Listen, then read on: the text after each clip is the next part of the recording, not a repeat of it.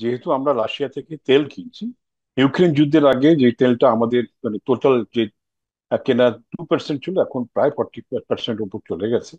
স্বাভাবিকভাবেই আমেরিকা এতে উত্তেজিত হয়ে রয়েছে। আমেরিকার বিকল্প হিসেবে ভারত, রাশিয়া, চীন যদি ঐক্যবদ্ধ হয়, তাহলে কিন্তু আমেরিকার একটা বিপদ আছে। বিপদটা হচ্ছে যে যদি আমেরিকার ডলারের একটা বিকল্প মুদ্রা তারা তৈরি করতে পারে, বা বিকল্প মুদ্রায় তাদের আস্থা আনতে পারে, তাহলে আমেরিকার পতন ঘটবে। আমেরিকা সেই দিকটাই থেকে বিশালভাবে চিন্তিত। আর এই ভয়, এই দুশ্চিন্তা থেকে কোথায় যাবে, এই ভেবেই হঠাৎই বার্তা দিয়ে বসলেন যে ভারত আমার বন্ধু দেশ। কিন্তু আমরাও 50% ট্যারিফ নিয়ে আমাদেরও প্রায় 86 থেকে 100 বিলিয়ন ডলার আমরা আমেরিকায় ব্যবসা করি। যে বড় মার্কেট, সেটা নষ্ট হয়ে যাবে। সুতরাং উনি যখন বলছেন বন্ধু, আমরা বলছি হ্যাঁ তোমাদের সঙ্গে বন্ধুত্ব আছে, কিন্তু বন্ধুত্বটা সত্যি সত্যি হবে যদি ট্রাম্প সত্যিকারের ট্যারিফটা কমায়।